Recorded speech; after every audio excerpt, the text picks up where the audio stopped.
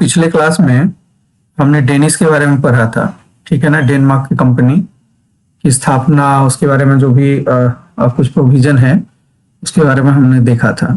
आज हेडिंग दीजिए फ्रांसीसी को, फ्रांसीसी।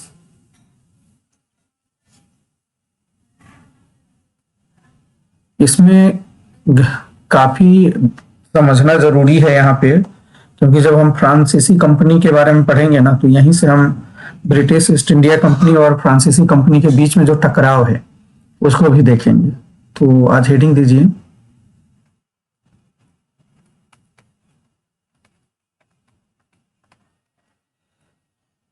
फ्रांसीसी। देखो, फ्रांसीसी कंपनी भारत में आने वाली सबसे लास्ट की कंपनी है। कौन सी कंपनी है?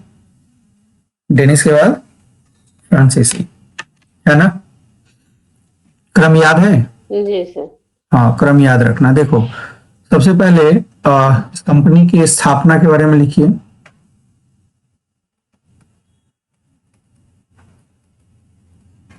कब हुई थी इस कंपनी की स्थापना? जब हमने हिस्टोरिकल बैकग्राउंड करा था पॉलिटी के समय में, तो थोड़ा सा हिस्ट्री में मैंने कुछ एक पैराग्राफ लिखवाया था जिसमें पुर्तगाली, डच, 1664। ब्रिटिश, डेनिस और फ्रांसीसी कंपनी की स्थापना के बारे में लिखवाया था, याद है?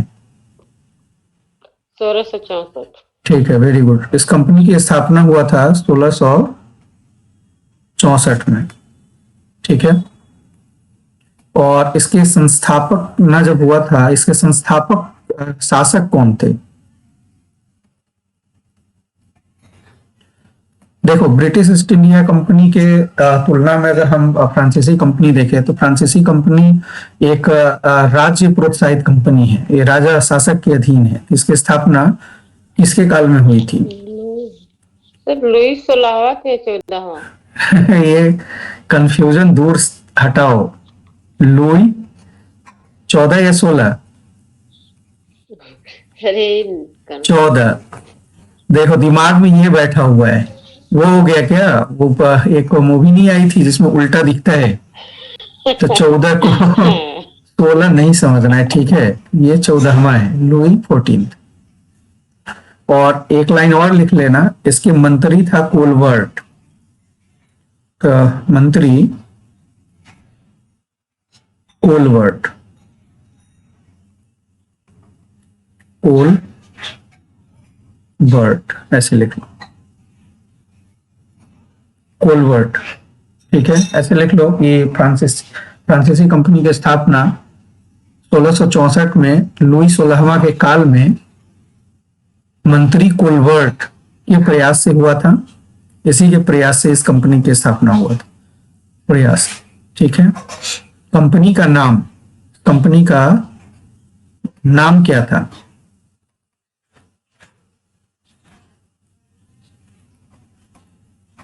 कंपनी द इंड ओरिएंटल, कंपनी द इंड ओरिएंटल, ये याद रखना है, ठीक है। लिख लिया? देखो, अगर हम इस कंपनी के प्रयास में अगर देखें, जैसे भारत आगमन का, तो एक लाइन लिखो यहाँ पे, कंपनी का जो भारत में आगमन से संबंधित, ठीक है। तो ये बताइए, भारत में जो फ्रांसीसी कंपनी आई थी पहले, तो किसके नेतृत्व में वो अभियान किया गया था?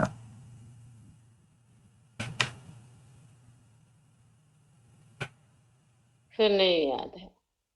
ये पूरा लिख लिया। 1664 शासक लुई 14वां, मंत्री कोलवर्ट के प्रयास से इस कंपनी की स्थापना, कंपनी द इंड ओरिएंटल इसका नाम है। एक नोट डालिए, लिखिए कंपनी का आगमन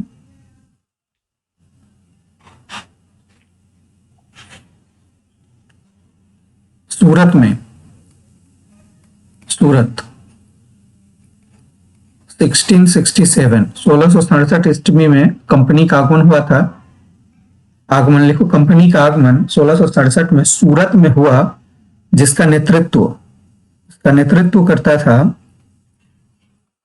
नेतृत्व लिख लेना, इसका नेतृत्व फ्रांसिस कॉरो ने किया था। फ्रांसिस कॉरो, याद रखना। भारत जो कंपनी आई थी उसका नेतृत्व करता कौन था? फ्रांसिस कॉरो, ठीक है। और सूरत में ही कंपनी ने अपनी पहली, इसकी जो पहला केंद्र होगा या पहली जो फैक्ट्री एक तरह से कहेंगे, फैक्ट्री, वो कहां होगा? सूरत ही होगा, ध्यान रखना, सूरत। सर फ्रांसिस कीटो।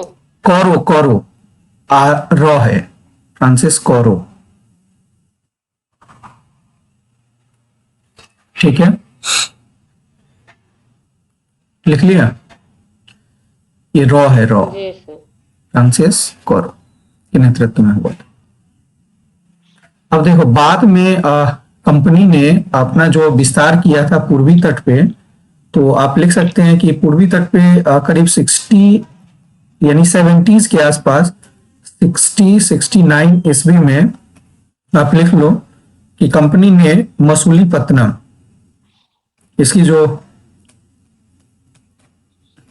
दूसरी फैक्ट्री कहें या जो व्यापारिक केंद्र है, वो पूर्वी तट पे आ जाएगा, मसूलीपट्टनम।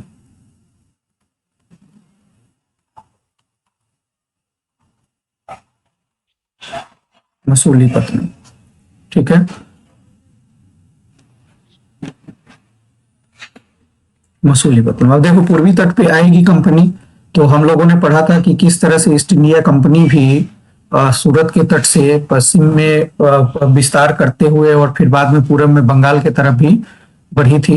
तो इसी तरह से फ्रांसीसी कंपनी भी चाहेगी कि इसका भी विस्तार अब ऊपर की तरफ हो, क्योंकि बंगाल एक समृद्ध प्रांत है और बंगाल के अधीन में आप देख रहे हैं एक बड़ा सा क्षेत्र है जिसमें बिहार, उड़ीसा पूरा शामिल है। तो ये भी कंपनी बंगाल की तरफ बढ़ेगी। और यहीं पे एक नोट डाल लीजिए, 1673 के आसपास यानी 70s में ही आसपास जो ये बंगाल की तरफ बढ़ेगी कंपनी। और 1673 में बंगाल के जो सूबेदार थे, बंगाल के सूबेदार, लिखते जाइए, बंगाल के सूबेदार का नाम था शाइस्ता खां, सूबेदार शाइस्ता खां, ठीक है। बंगाल के सूबेदार शाइस्ता खां से बंगाल में अधिकार प्राप्त किया।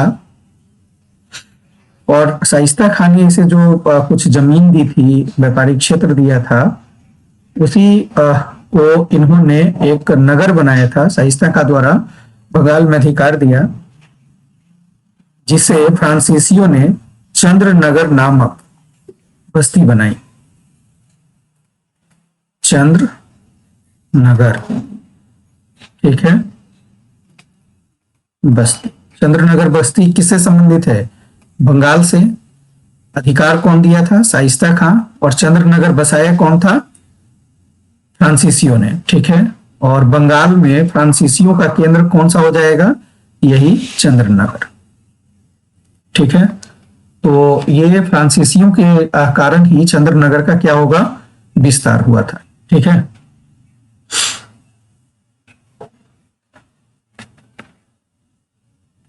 क्लियर? चंद्रनगर बस्ती जो है ये फ्रांसीसियों की देन है, इसका विस्तार है, ठीक है। अब आगे देखो, इसमें अब जैसे कंपनी जिस तरह से आगे बढ़ रही है, तो स्वाभाविक है, एक दो लाइन और लिख लीजिए।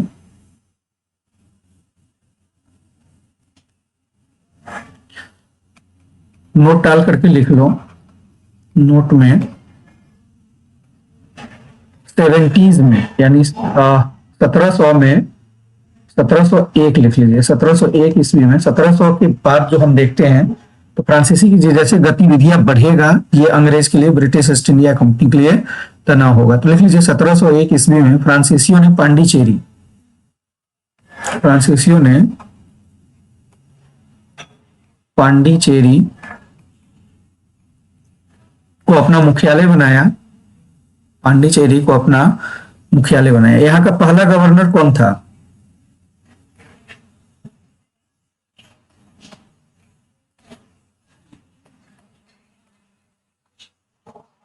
नहीं पता सर। फ्रांसीसी का जो पहला गवर्नर पांडिचेरी में जब मुख्यालय बना तो इसका पहला गवर्नर था Francis Martin. Francis Martin. Sir ये पांडिचेरी का पहला गवर्नर था। हाँ, फ्रांसिस मार्टिन।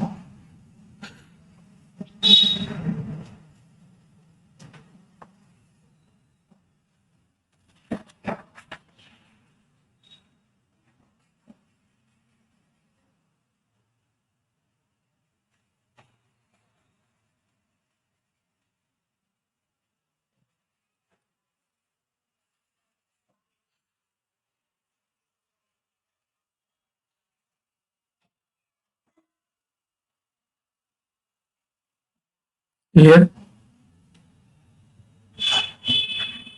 जी सर। अब देखो, इसके बाद एक और पॉइंट लिख लीजिए लास्ट, इसके बाद हम कुछ समझेंगे।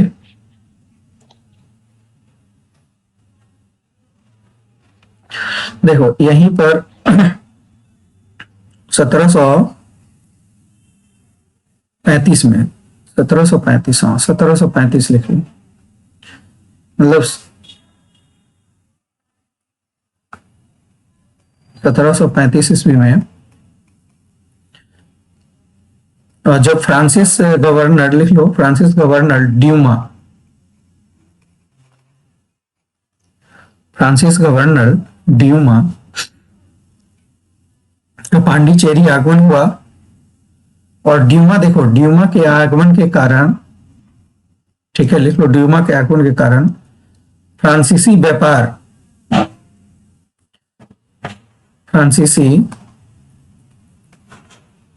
फ्रांसीसी व्यापार, ठीक है, व्यापार का व्यापक विस्तार हुआ, का व्यापक विस्तार हुआ, ठीक है।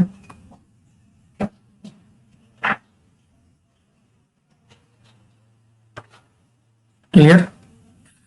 बाद में देखो डुप्ले आएगा।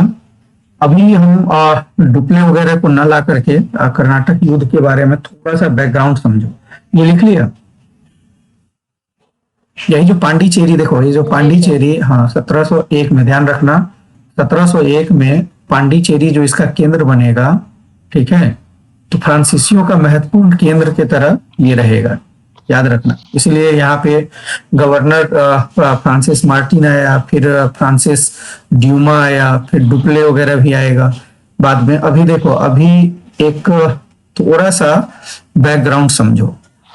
हम अब आगे देखो, अब हमारा जो आगे का जो टॉपिक होगा वो आंग्ल फ्रांसीसी, आंग्ल, ठीक है, फ्रांसीसी संघर्ष,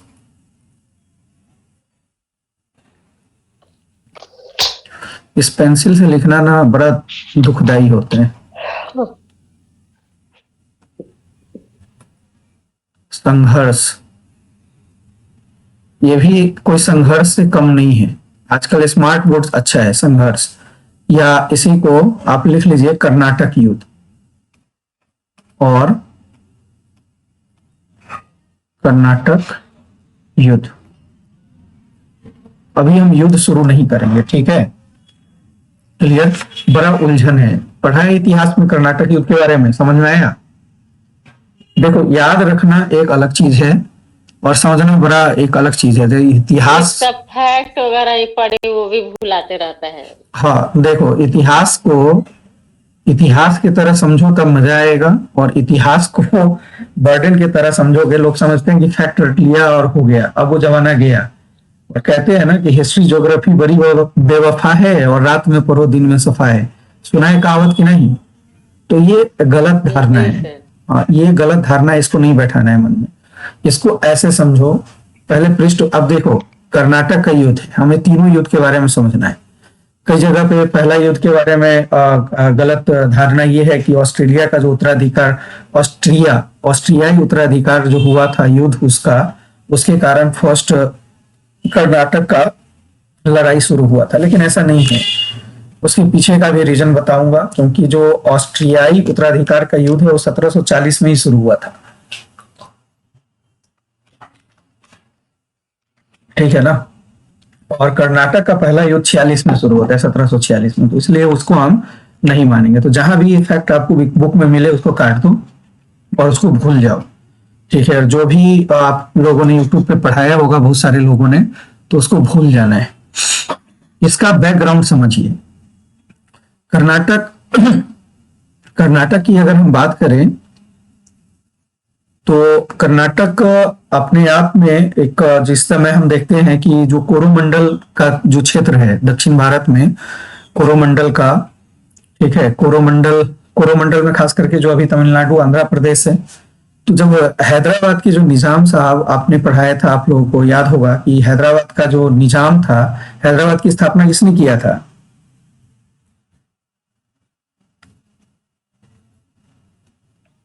चिनक्लीज खान। फिर गलती कर रहे हो, चिनक्लीज खां को हैदराबाद में उठा कर ले जाओ, इतिहास को ही बदल देना है। निजामुल मुल्क असफ जाह कौन था फिर? अच्छा, निजामुल मुल्क, उसकी का ना नाम था चिनक्लीज खान। अच्छा,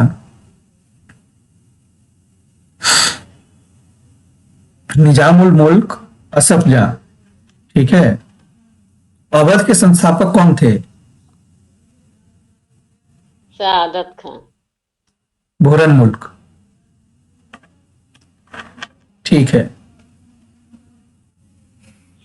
चलो देखो, अब यहाँ पे देखो, जो हैदराबाद है वो दक्षिण भारत में अगर हम बात करें, ठीक ना, तो हैदराबाद का ही एक प्रांत है कर्नाटक, हैदराबाद का ही एक हिस्सा था। क्योंकि दक्षिण में, अगर हम दक्षिण की बात करें तो हैदराबाद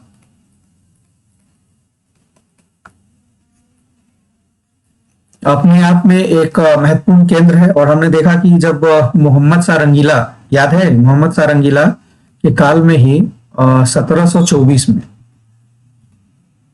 ठीक है, निजामुल मुल्क हैदराबाद चले गए थे और वहां पे स्थापना किया था।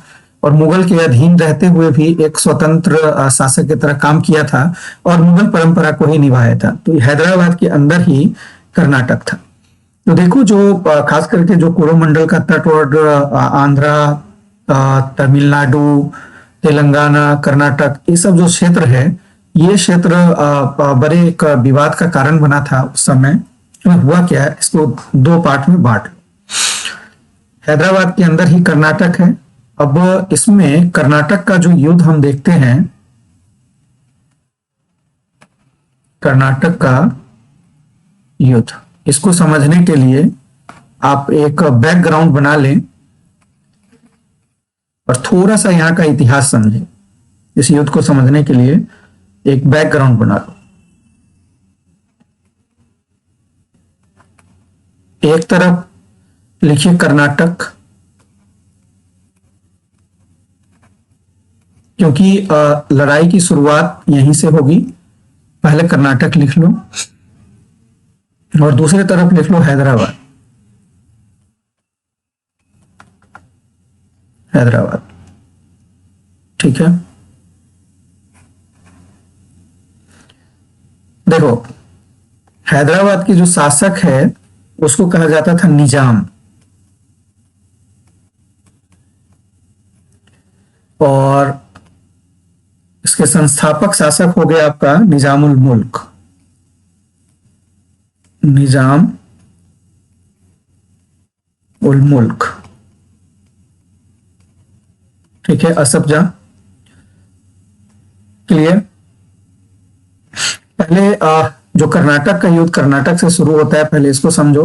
कर्नाटक के जो शासक है उसको कहा जाता था नवाब, नवाब, ठीक है। और इस समय यहाँ के जो नवाब है वो है अनवर उद्दीन। सर अनवर निजामुल मुल्क का एक और नाम क्या बताया? असफजान, निजामुल मुल्क असफजान, अनवर उद्दीन, लिख लीजिए अनवर उद्दीन। ठीक है, अनवर उद्दीन। देखो अभी लिखवा नहीं रहा हूं, थोड़ा सा समझा रहा हूं कारण क्या बना था युद्ध का, मैं पूरा लिखवा दूंगा। ठीक है, देखो जब अनवर उद्दीन शासक है, और ये घटना अगर हम देखें तो अभी मैंने बोला कि ये 1746 से 48 का घटना है। जब अनवर उद्दीन शासक था उसी समय एक घटना घटी थी। ब्रिटिश एक अधिकारी थे बॉर्नेट, बॉर्नेट ने कुछ फ्रांसीसी जहाज को पकड़ लिया था। तो फ्रांसीसी जहाज का जो जलवेरा होता है उसको पकड़ लिया।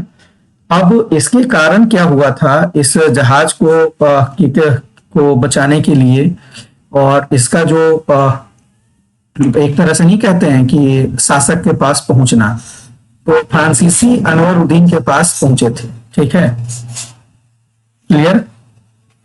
फ्रांसीसी यानी कि उस समय जो फ्रांसीसी है जी अनवर जी। उद्दीन के पास पहुंचा था और बोला था कि देखो हमारी सहायता करिए, और हमारा जो बॉर्नेट ने जहाज पकड़ा है उसको छुड़वाने में हमारी सहायता करिए। लेकिन अनवर उद्दीन ने फ्रांसीसी की कोई सहायता नहीं करी। पूरा कहानी सुन लो पहले, बाद में लिखवा दूंगा एक एक लाइन। ठीक है, तो जब अनवर उद्दीन ने फ्रांसीसियों की सहायता नहीं करा था, तो आपको पता होगा कि मद्रास ब्रिटिश का एक केंद्र भी था, और एक महत्वपूर्ण केंद्र होने के कारण फ्रांसीसियों ने मद्रास पे, ठीक है, एक तरह से अटैक कर दिया। क्लियर।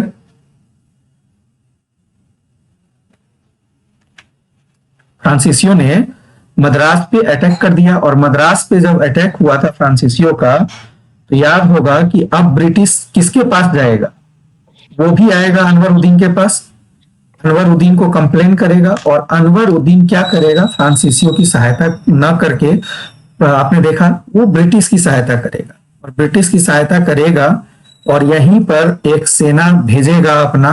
ठीक है, वो भी मैं लिखवाऊंगा। वो सेना आया था आपका, किसके नेतृत्व में था, एक सेना भेजा था महफूज खां के नेतृत्व में। ठीक है, आपने देखा कि सेंट टोमो की लड़ाई होगी, तो जो कर्नाटक का पहला युद्ध होगा उसी से जुड़ा हुआ है सेंट टोमो या सेंट थॉमस की लड़ाई। क्लियर।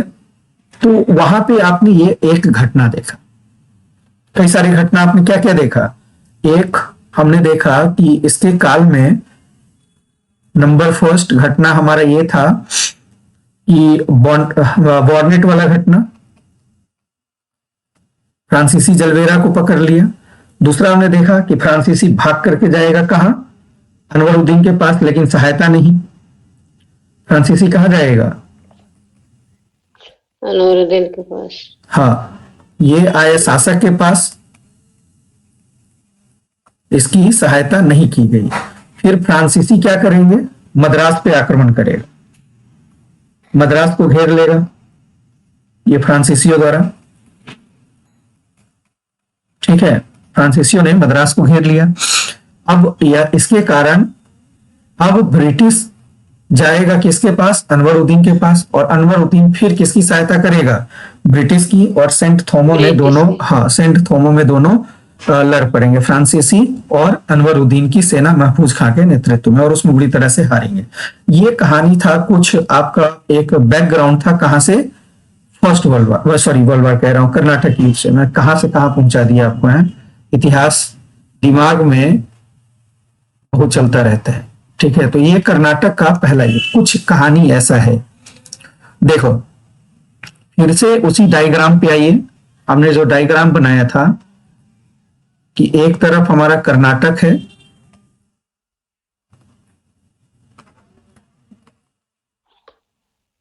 और दूसरे तरफ हैदराबाद है,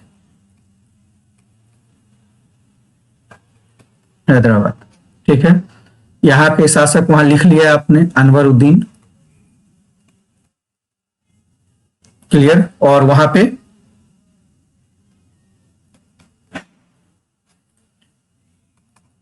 निजामुल मुल्क है ना,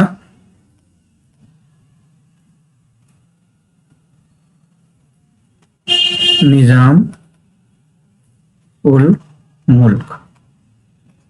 ठीक है, इतना वहां समझ लिया। देखो अनवरुद्दीन, इसकी जो कमजोरी थी इसके कारण कर्नाटक का पहला युद्ध हुआ।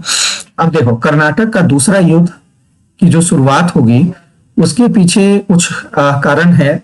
एक तो सबसे पहला है कि अभी देखा कि अनवरुद्दीन के प्रति फ्रांसीसियों का एक द्वेष कहो या प्रतिशोध कहो। और दूसरा घटना ये होगा कि निजामुल मुल्क साहब की इसकी मृत्यु हो जाती है। ठीक है, निजामुल मुल्क असफ साहब, ये इनकी मृत्यु हो जाएगी 1748 में। ठीक है, 1748 में। कहानी को ध्यान से सुनते रहो पहले और साथ के साथ इसको छोटा सा नोट बनाते रहो। अब देखो जैसे निजामुल मुल्क की मृत्यु होगी तो आपने पढ़ा है कि किस तरह से सल्तनत हो चाहे मुगल हो, मुगल काल में सत्ता के लिए किस तरह से संघर्ष होता था। तो वो चीज अब ये मुगल स्वरूप ही है यहाँ पे। तो जैसे निजामुल मुल्क की मृत्यु होगी तो यहाँ पे भी हैदराबाद के निजाम बनने के लिए दो लोग आपस में लड़ पड़ेंगे। कौन कौन? मामा और भांजा लड़ पड़ेंगे। निजामुल मुल्क का बेटा था, पुत्र, क्या नाम था?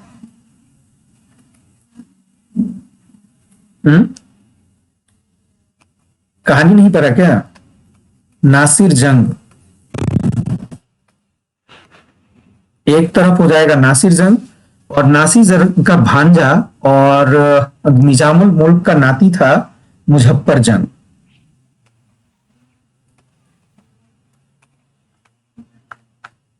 मुजफ्फर जंग लिखते जाना इसको और समझो, मुजफ्फर जंग। अब समझ में आया?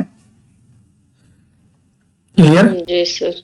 अब यहीं से जो डुप्ले की जो नीति है और एक तरह से अंग्रेजों की जो नीति है, डुप्ले ने एक तरह आप देखते हैं कि किस तरह से मतलब कि सहायक संधि की जो शुरुआत है वो कहीं ना कहीं यहीं से आपको समझ में आएगा, डुप्ले की पॉलिसी।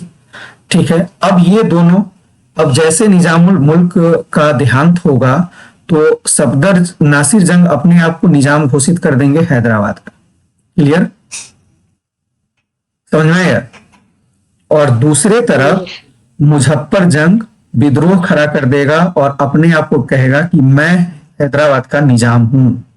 क्लियर? और नासिर जंग अपने आप को नवाब घोषित कर दिए हैं। तो ये भाग करके किसके पास जाएगा? ध्यान रखो, यही याद रखना है। मुजफ्फर जंग भाग करके किसके पास जाएगा?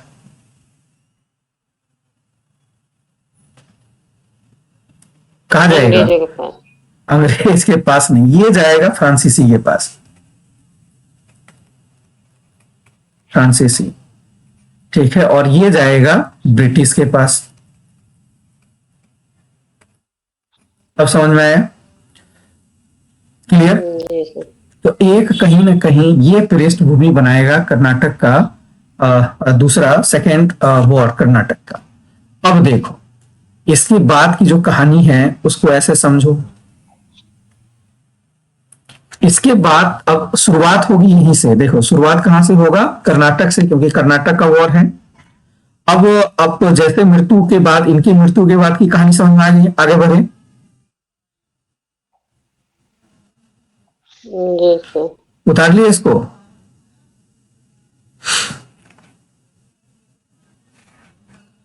उतार लिया? जी सर। जी सर। अब आ जाओ कर्नाटक पे। क्लियर? कर्नाटक पे देखो, कर्नाटक पर एक यहां पर कर्नाटक में जब हम बात करेंगे तो यहां के शासक को भी समझो। कर्नाटक का भी दो पैर बना लो। एक इसका पुत्र है, अनवरुद्दीन का कौन है? पुत्र। और दूसरा है एक इसका विरोधी कहें या प्रतिद्वंदी कहें, विरोधी लिख लो या प्रतिद्वंदी लिख लो। देखो इसका जो पुत्र है, अनवरुद्दीन का पुत्र कौन था? अनवरुद्दीन का पुत्र मोहम्मद अली, ठीक है, मोहम्मद अली। और प्रतिद्वंदी या विरोधी जो थे, जो कर्नाटक के नवाब बनने के रेस में था, उसका नाम क्या था?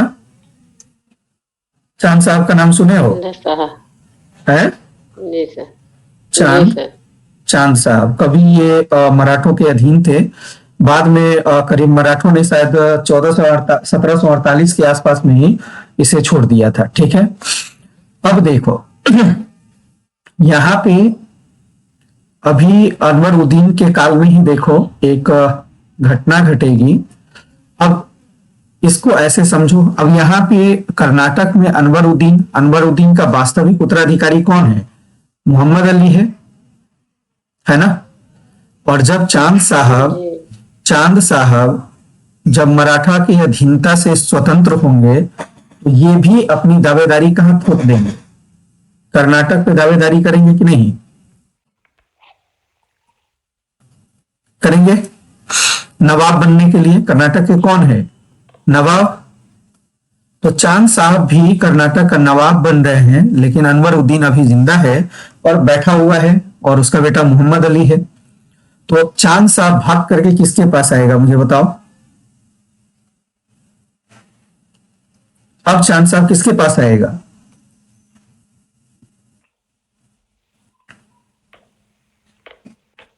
हे भगवान, अभी मैंने क्या बताया था? अनवरुद्दीन ने किसकी सहायता करी थी, मुझे बताइए। ब्रिटिश की या फ्रांसीसी की?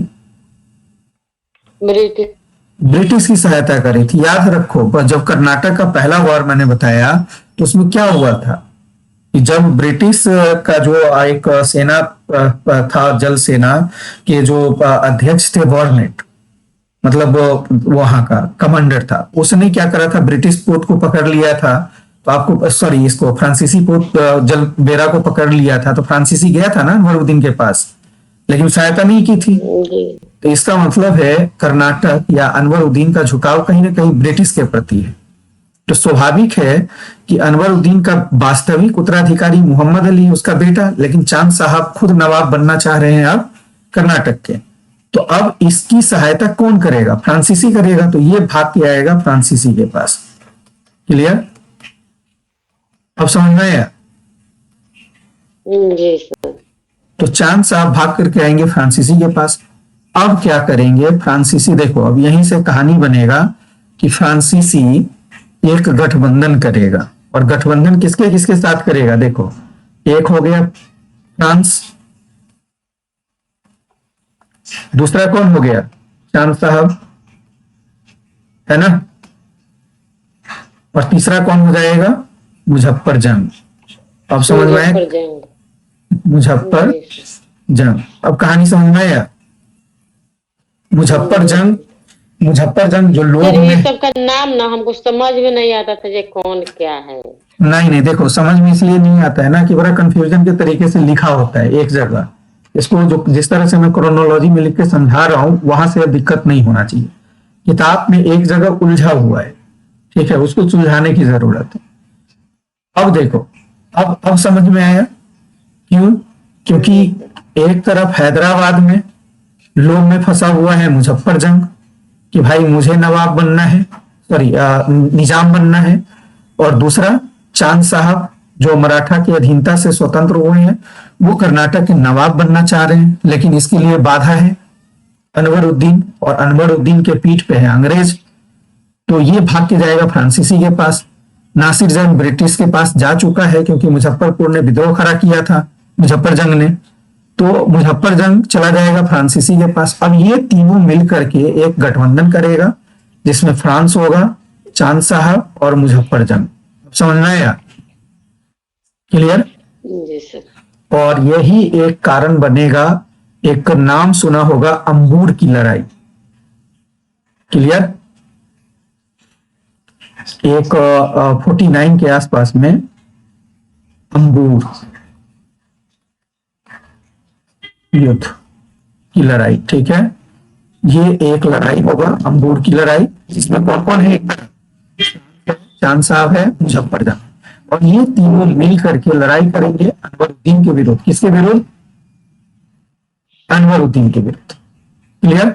और इसी युद्ध में अनवरुद्दीन को पकड़ करके क्या किया जाएगा? मर दिया जाएगा। अब समझ में आया? जो हाँ, दूसरा कर्नाटक युद्ध जो हुआ वो किस कारण से हुआ था, ये समझ में आया कि कर्नाटक का नवाब कौन बनेगा। ठीक है, तो एक तरफ चांद साहब खड़ा हो गए, अनवरुद्दीन का वास्तविक उत्तराधिकारी मोहम्मद अली है। दूसरे तरफ निजामुल मुल्क की मृत्यु के बाद नासिर जंग ने अपने आप को निजाम घोषित किया था, लेकिन मुजफ्फर जंग उनके प्रतिनिधि खड़ा हो गए थे। अब मुजफ्फर जंग और चांद साहब ये दोनों अपने उद्देश्य को पूरा करने के लिए फ्रांसीसी से हाथ मिलाएगा और तीनों की संयुक्त सेना सबसे पहले अंबुर में अनवरुद्दीन के विरुद्ध मिलेगा और एक छोटी सी सेना से अनवरुद्दीन बुरी तरह से हारेगा। और हारने के बाद कहते हैं कि अनवरुद्दीन जब उसमें मारा गया तो मोहम्मद अली कहाँ भाग के चला गया था? मोहम्मद अली कहाँ भाग के चला गया था? पढ़ा होगा, त्रिचनापल्ली नाम पढ़ा है? त्रिचनापल्ली। चांद साहब भी बाद में वहीं भाग के जाएंगे। ठीक है, और चांद साहब को वहां का जो तंजौर का शासक है वो मार देगा। तो मोहम्मद अली भाग करके कहा चला जाएगा? त्रिचनापल्ली चला जाएगा। क्लियर? समझ में आया? तो एक लड़ाई ये हो जाएगा आपका। समझ में आया? ये समझ में आया? यहाँ का वंशावली समझ में आया आपको कि क्या किस तरह से एक प्रतिद्वंदिता है, किस तरह से लड़ाई है। ठीक है,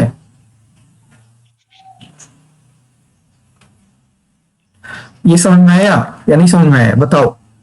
जी सर है। हाँ,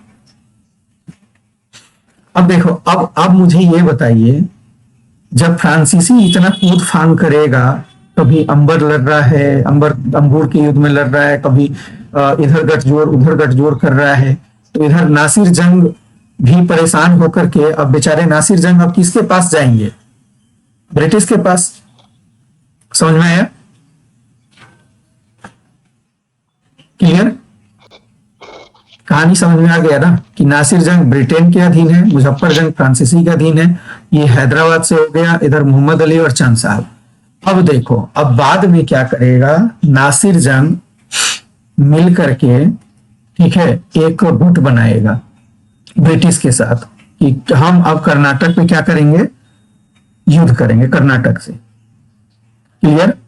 और नासिर जंग अंग्रेज के सहयोग से कर्नाटक पर आक्रमण करेगा और फिर कर्नाटक के तरफ से लड़ने वाले कौन कौन हैं? ये तीन लोग होंगे, फ्रांसीसी, चांद साहब और मुजफ्फर जंग। क्लियर? समझ में आ रहे हैं? जी सर। तो एक बार कर्नाटक वाला लड़ाई इसको मार दिया था, अब दूसरा ही लोग से लड़ाई। हाँ, कर्नाटक देखो, मैंने पहले ही बोला कि कर्नाटक में अनवर उद्दीन को चैलेंज करने के लिए आ गया है चांद साहब कि भाई हमें यहाँ की दावेदारी घोषित कर दिया, जबकि वास्तविक उत्तराधिकारी मोहम्मद अली है। तो चांद साहब फ्रांसीसी से मिल जाएगा। और जैसे ही इधर हम निजाम उल मुल्क की मृत्यु देखते हैं 1748 में, तो नासिर जंग अपने आप को निजाम घोषित किए और मुजफ्फर जंग इसके विरुद्ध हो गया। तो मुजफ्फर जंग को अपनी जो उत्सुकता है उसको शांत करना है, निजाम बनना है, तो वो भी चला जाएगा फ्रांस के पास। तो फ्रांस एक त्रिगुट बनाएगा। त्रिगुट फ्रांस है, चांद साहब और मुजफ्फर जंग, ये तीनों आपस में मिलकर के सबसे पहले कर्नाटक को हराएगा। कर्नाटक अनवरुद्दीन को पकड़ के मारेगा अंबुर के युद्ध में और वहां पे उसको खत्म करके, ठीक है, और अब देखा कि मोहम्मद अली खुद त्रिचिनापल्ली भाग जाएंगे। अब ये कहानी हो गया एक। अब दूसरा देखो, जब इन चीजों से घबरा करके नासिर जंग ब्रिटेन के शरण में है, संरक्षण में है, और वो एक लड़ाई लड़ेगा, कहेगा कि चलो ठीक है, अब हम लोग कर्नाटक को सबक सिखाते हैं। देखो कर्नाटक में कौन हो गया है? चांद साहब बैठ गए कि नहीं बैठ गए? किसने? फ्रांसीसियों ने बैठा दिया चांद साहब को। समझ में आया? जी। अब नासिर जंग कहेगा कि ये स्वीकार नहीं है और हमें कर्नाटक को चंद साहब से छुटकारा दिलाना है, ठीक है, और उसके उत्तराधिकार जो है उसको रखना है, क्योंकि कर्नाटक, मैंने पहले ही बताया कि कर्नाटक हैदराबाद के अधीन ही है। ठीक है, तो नासिर जंग अंग्रेज के सहयोग से कर्नाटक पर आक्रमण कर देगा। ये 1750 का घटना होगा।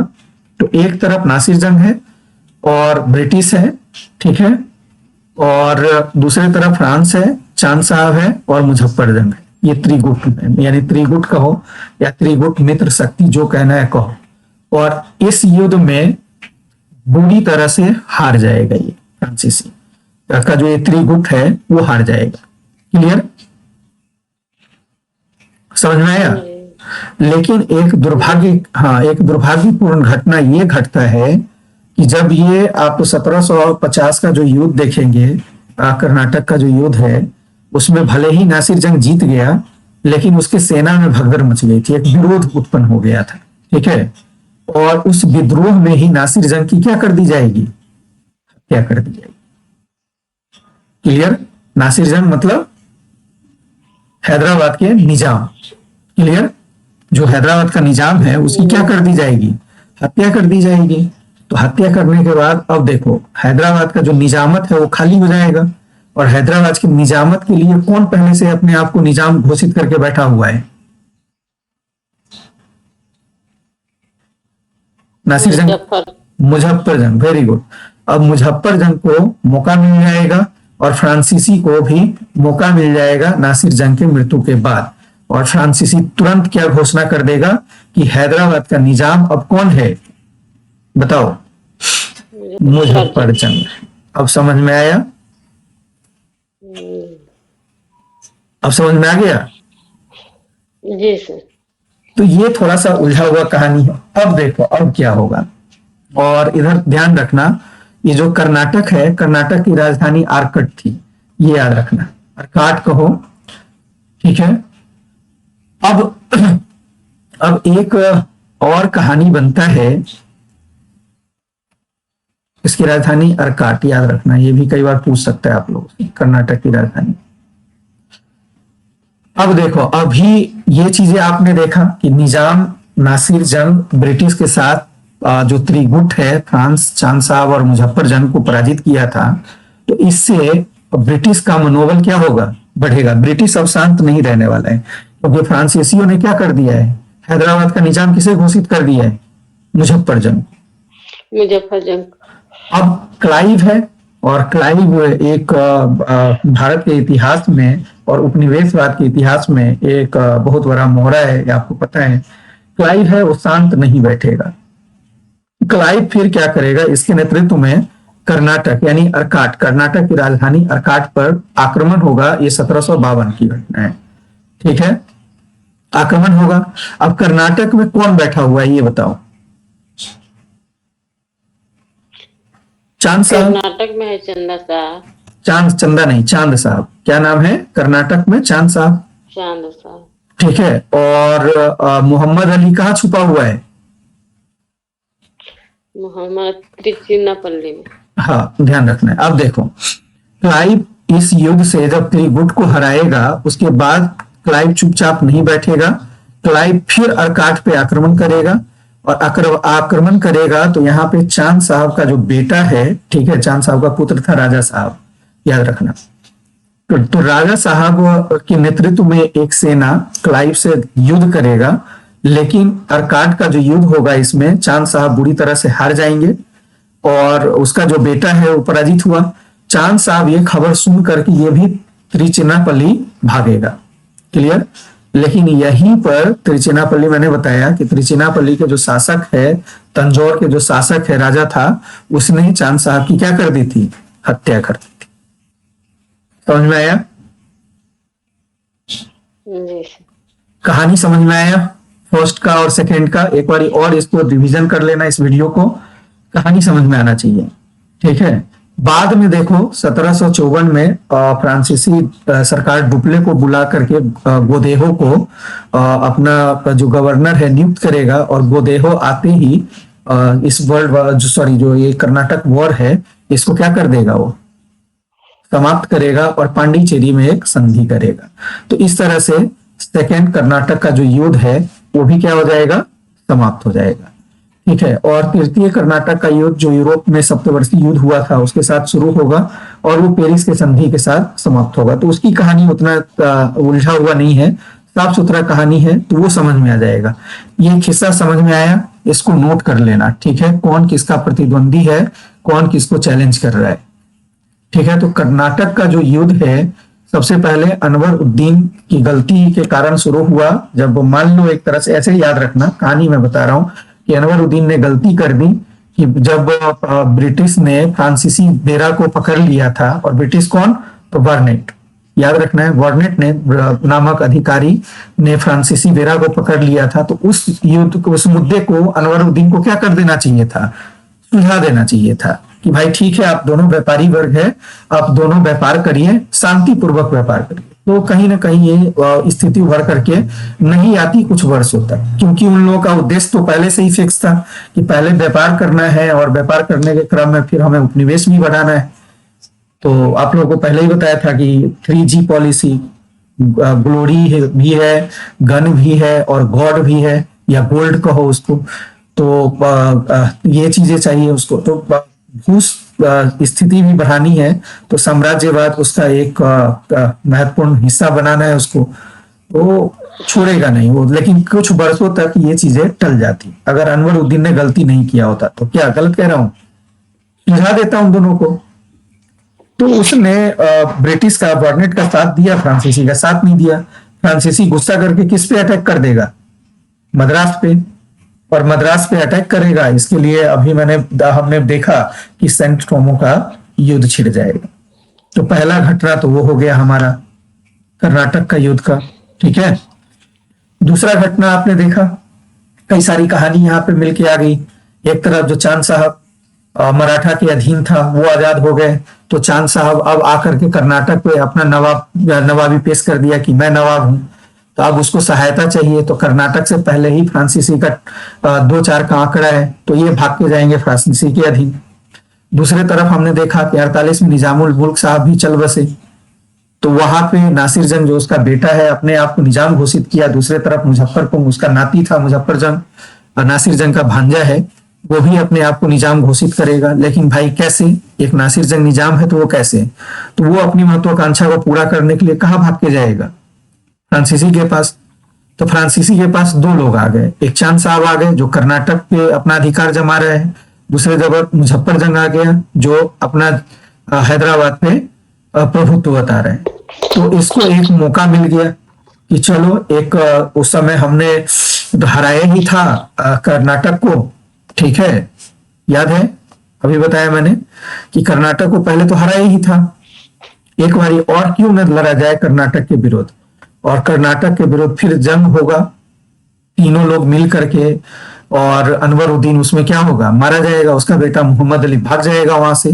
कहानी पूरा सुना दिया कहां जाएगा भाग करके। तो ये कहानी है। अब जब चांद साहब कर्नाटक का नवाब बन जाएगा, ठीक है, तो बाद में ब्रिटिश भी इसमें क्यों पीछे रहेगा, ब्रिटिश मोहम्मद अली का अप्रत्यक्ष रूप से सहायता करेगा और नासिर जंग के साथ मिल करके कर्नाटक अर्काट पे आक्रमण करेगा। और तो उसी युद्ध में चांद साहब का जो बेटा है, अभी मैंने बताया कि राजा नाम है उसका, और वो लड़ने जाएगा, हारेगा, चांद साहब फिर भाग के जाएगा त्रिचिल्लापल्ली, वहां पे उसकी हत्या कर दी जाएगी।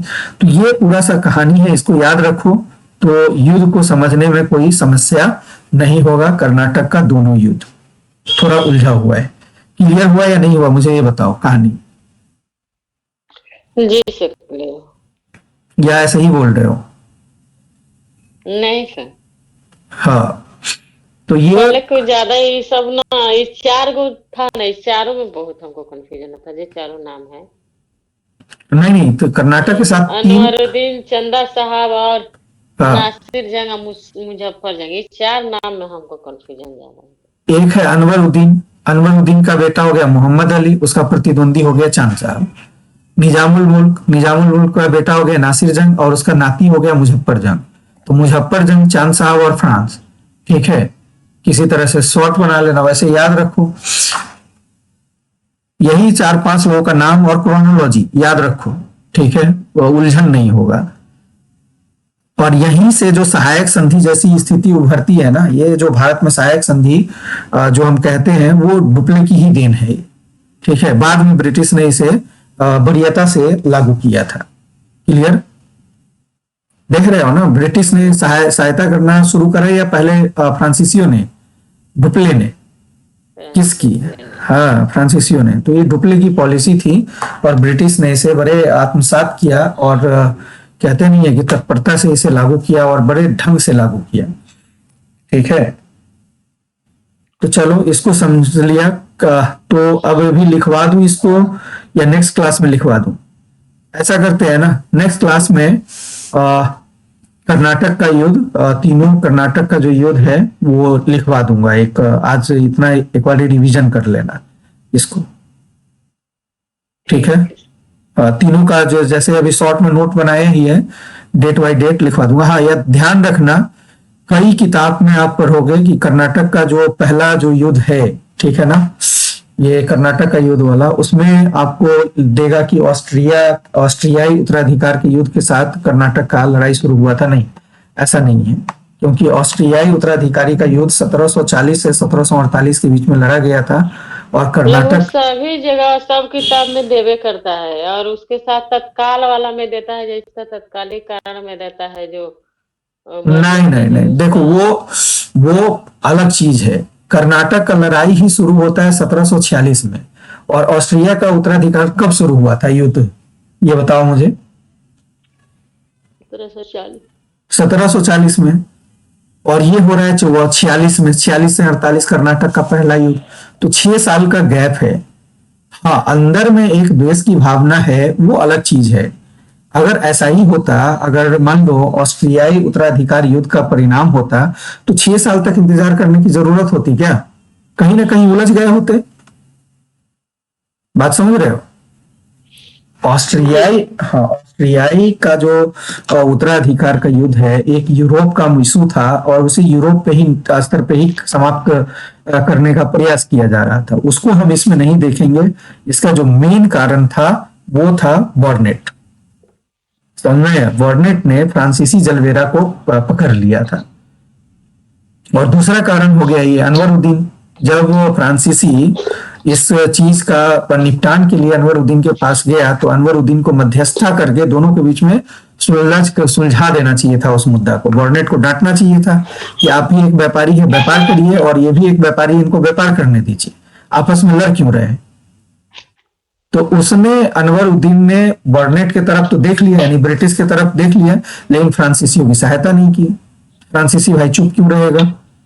उसने क्या कर दिया, मद्रास पे अटैक कर दिया, और यहीं से शुरू हो जाएगा आपका कर्नाटक का पहला युद्ध। और कर्नाटक के पहला युद्ध में सेंट तोमो का युद्ध बड़ा प्रसिद्ध है, जिसमें अनवरुद्दीन की सेना, आपको पहले ही बताया कि अनवरुद्दीन की सेना जो है, नाम बड़ा है महफूज खां, महफूज नाम था महफूज खां, और करीब 10,000 का सेना था, और एक तरफ 1,000 सेना था फ्रांसीसियों का, उससे हार गया था। पता है ना इससे बड़ी हार क्या हो?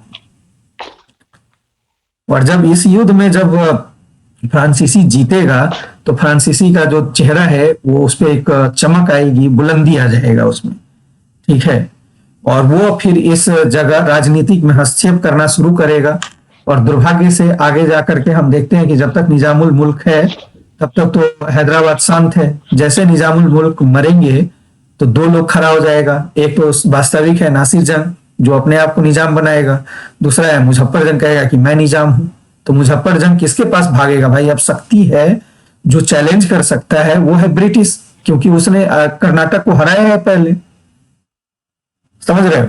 सेंट टोमो के युद्ध में हराया है, तो मुजफ्फर जंग भाग करके जाएगा उसके पास। और दूसरे तरफ चांद साहब, जो मराठा के अधीन था, वो भी स्वतंत्र हो गया, उसे भी कर्नाटक का नवाब बनना है, तो वो भी किसके पास जाएगा? फ्रांस के पास। ये तीनों मिल करके कहेगा चलो अनवरुद्दीन को सबक सिखाते हैं, और फिर ये तीनों मिल करके आएगा और अंबुर में अनवरुद्दीन को पकड़ करके पीटेगा और मारेगा इसको। और डर के मारे अनवरुद्दीन का जो बेटा है मोहम्मद अली, वो त्रिचिनापल्ली भाग जाएगा है। और चांद साहब नवाब बन गए कि नहीं बन गए? अभी मुजफ्फर जंग साहब लटके हुए हैं, अभी निजाम मत नहीं मिली है उसको। अब इधर की स्थिति संभलेगी तो जब कर्नाटक, आपको पहले ही बोला कि कर्नाटक की राजधानी अर्काट है और कर्नाटक भी हैदराबाद के निजाम के अधीन है, तो नासिर जंग को क्या ये पसंद आएगा कि चांद साहब जो वहां का वास्तविक अधिकारी था अनवरुद्दीन, उसे मार दिया गया, अंबूर में मोहम्मद अली भाग करके कहीं छिपा हुआ है, चांद साहब नवाब बन गया, तो क्या नासिर जंग को ये बर्दाश्त होगा? नहीं होगा। नासिर जंग भागेगा अंग्रेज के पास, कहेगा कि चलो हम दोनों मिल करके अर्काट पे आक्रमण करते हैं। अब डुप्ले है, उसको कुछ दूसरे जगह से सहायता मिलेगा, डुप्ले जाएगा, अर्काट को जीतेगा। तो यहीं पे फ्रांसीसी की पहली हार है एक तरह से, क्योंकि दूसरे तरफ फ्रांस के साथ लड़ने वाले ये 3 लोग हैं, चांद साहब है, मुजफ्फर जंग है और फ्रांसीसी। और तब डुप्ले पहली बार इन लोगों को हराएगा, ठीक है। और चांद साहब का बेटा युद्ध में राजा साहब, मैंने बताया, चांद साहब भाग करके त्रिचिलापल्ली जाएंगे, वहीं पे इसको मार दिया जाए। ये कहानी है सेकेंड कर्नाटक युद्ध का। तो बड़ा सुलझा हुआ कहानी, इसको उलझाओ मत, सरल वे में जैसे मैंने कहानी बताया ना, इस तरह से कहानी के तरह से इसे याद रखो, समझ में आ जाएगा, ठीक है। बस इसमें अब हमें क्या करना है, इसका नोट बनाना है, डेट लिख लेना है, याद रखना है क्यों हुआ, कैसे हुआ कर्नाटक का पहला दूसरा लड़ाई, ये आपको अब क्लियर होना चाहिए, ठीक है। जी सर। हाँ, चलो ठीक है, आज इतना ही रहने देते हैं, नहीं तो सिर दर्द हो जाएगा, ठीक है। ठीक है सर।